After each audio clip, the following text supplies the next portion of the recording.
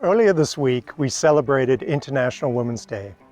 March 8th is a dedicated opportunity to celebrate women's achievements and take action for equity. Here at Royal Roads, an extraordinary community of women are leading the way. I am so proud to work at an institution that highlights and celebrates these accomplishments. Over the last year, I've had the great honor of having conversations with several remarkable women, including those who joined us as guest speakers for our Changemakers Speakers Series and for Black History Month. From the global pandemic to issues of race and belonging, and even discussions about self-driving cars, these women make sense of complex challenges facing humanity. And I'd like to share some of the highlights of those with you today. BC's Provincial Health Officer, Dr. Bonnie Henry, was thrust into the spotlight at the beginning of this pandemic. Her ongoing reminder to be calm, be kind, and be safe has helped us all through one of the biggest challenges in living memory. She's also a role model for many women and girls thinking about their future careers. What would you tell girls and young women considering careers in science? Yes. Yes, do it. You know what, I think we sometimes sell ourselves short, and I hear this from the young people in my life, that there's still this stigma that girls aren't good at math and girls aren't good at science. And I say, be a nerd, it's okay. It's exciting. You can be good at math and sciences, and there's really fun stuff in science and epidemiology and the disease detective work that we do behind the scenes is exciting and fun, and I think I would encourage all young people. But I also think that, to what we were talking about a little bit earlier, always keep the arts in there too. Yes. When I went to the university, I took sciences, but I always took an arts course, and for me it was around books and literature. But we need to have both sides of it, to be able to understand the science and the human nature that helps us get through things like this pandemic. Yeah. Best-selling Canadian novelist Esi Edugyan richly imagined stories take the reader on an adventure while exploring themes of violence, racism, and the meaning of freedom. She is the first Black woman to win the Scotiabank Giller Prize, and her latest book, Washington Black, was named one of the very best books of the year by the New York Times. I so appreciated her response to a question about empathy in literature and developing different perspectives as a reader. It just forces you to be deeply inside another person's psyche in a way that has you asking questions about your own psyche, and also gives you an experience, maybe a lived experience that you wouldn't have connected with otherwise. I think people are much more open to reading about characters who are totally unlike themselves than sometimes we are to speaking with people who are totally unlike ourselves. Or even maybe it's just a question of exposure, that there are certain people who in your daily circuit, you are simply not going to come across them, and you're not going to get a sense of their lives or their experiences or their opinions.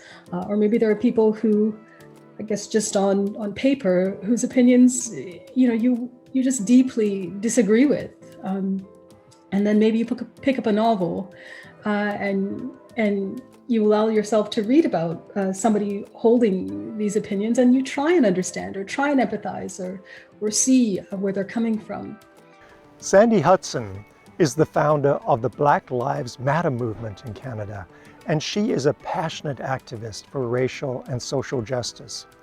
Her presentation during Black History Month was thought-provoking and motivating, especially when she talked about racism in Canada and the work she's done to launch the Black Lives Matter movement north of the border. Because oftentimes when we talk about these issues in the United States, in Canada, it is framed as though this is something that is specific to the United States, and in fact has no history in Canada, when there is quite a long history, about as long as in the US, because the border, it's just not Teflon. It's not racism, and these things don't stop and respect the border. there's a long history in Canada of the same sorts of treatment, but very, very, very little knowledge. Now, when it comes to artificial intelligence, Dr. Lucy Suchman is a definitive expert. She is Professor Emerita of Anthropology of Science and Technology at Lancaster University and the author of Human-Machine Reconfigurations. She spoke to us about the capabilities, but also the very real limits of artificial intelligence. Right, that autonomous vehicles has been the big promise. It's turned out to be harder than anticipated, although I would have anticipated it would be very hard, because these are automated robotic systems that have to operate in the everyday worlds of urban environments, cities and so forth. And so it's, I think, increasingly clear, if you think about the big successes, say, in robotics, they've been, the assembly line to start with, where you can create a world that is engineered to be just what the technology needs in order to work effectively.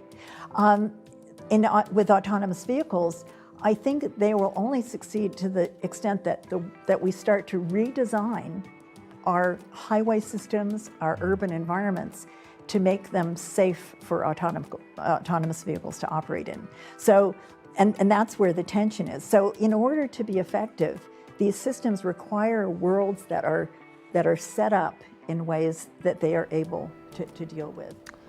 I so look forward to having more fascinating conversations with leaders in our community, including our next guest, Monique Grace Smith.